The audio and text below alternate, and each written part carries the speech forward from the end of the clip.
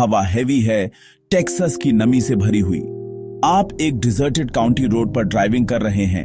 Headlights अंधेरे को चीरते हुए आगे बढ़ रही हैं। पेड़ कंकाल की उंगलियों की तरह दिख रहे हैं और इंजन की हम ही एकमात्र आवाज है। अचानक एक चीख रात को चीर देती है। मदद के लिए एक रॉ, डेस्परेट आवाज। आप ब्रेक्स लगाते हैं और आपका दिल तेज धड़कने लगता है। उसके बाद खामोशी छा जाती है, जो चीख से भी ज्यादा डरावनी है। आप फ्लैशलाइट हाथ में लिए बाहर निकलते हैं, लेकिन कुछ नहीं मिलता। ना कोई क्रैश, ना कोई स्ट्रगल। हवा में एक अनएक्सप्लेनेबल एनर्जी है। चीख आगे पुल से आई थी। यह स्क्रीमिंग ब्रिज है, एक ऐसी जगह जहां ट्रेजेडी एक एंडलेस लूप में फंसी हुई है। कहा जाता है कि एक जवान लड़की की आत्मा यहां फंसी हुई है, हमेशा मदद के लिए चिल्लाती रहती है, जो कभी नहीं आएगी। आपने अभी उसकी पुकार सुनी है। दिन में यह एक पुरानी जंग लगी ट्रस ब्रिज है, जो एक कीचड़ भरी क्रीक के ऊपर है। रात में यह बदल जाती है, अपनी मंडेन आइडेंटिटी छोड़कर कुछ सिनिस्टर बन जाती है। गांव के अंदरूनी इलाके में स्थित इस ब्रिज से लोकल्स और ट्रकर्स दोनों ही बचते हैं। वातावरण में एक पैल्पेबल एनर्जी है। विजिटर्स तापमान में अचानक गिरावट और देखे जाने का एहसास बताते हैं। ब्रिज अतीत का एक रिलिक है।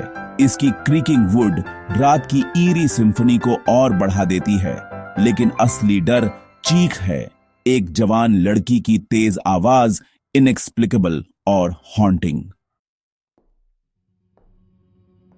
कहानियां डरावनी रूप से कंसिस्टेंट हैं।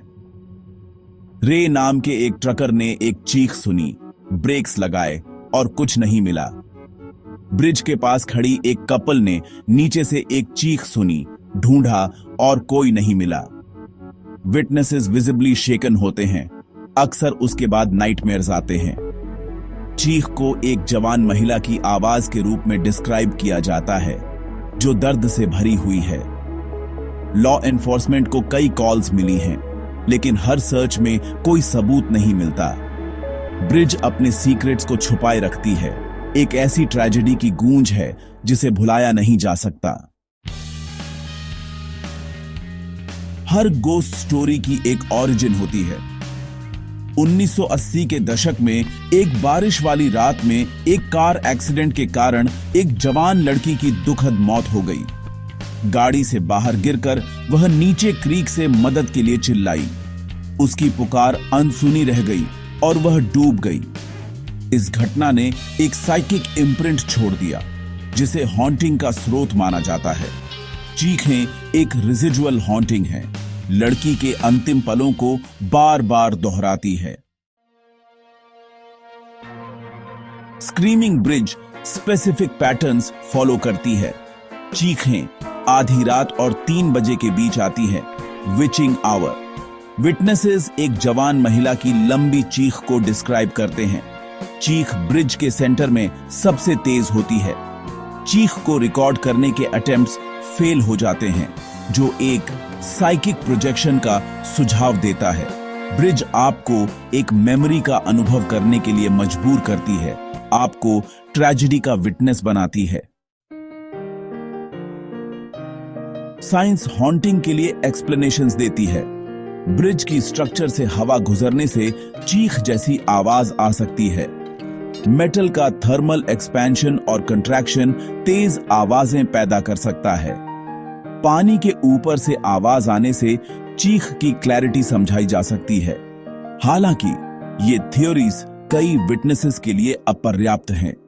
चीख का इमोशनल कैरेक्टर साइंटिफिक एक्सप्लेनेशन को नकारता है, पैरानॉर्मल के लिए जगह छोड़ता है।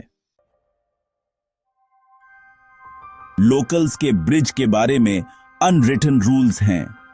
अगर आपको चीख सुनाई दे तो रुके नहीं या पीछे मुड़कर ना देखें। रुकने से स्पिरिट का दुख आपसे जुड़ जाता है। जो लोग रुकते हैं वे बहुत ज्यादा उदासी और निराशा महसूस करते हैं। कुछ फ्लीटिंग शेप्स देखते हैं या किनारे की ओर एक धक्का महसूस करते हैं। ब्रिज अपनी ट्रेजेडी के लिए सम्मान की मांग करती है। बिना इंटरफियर किए आगे बढ़े।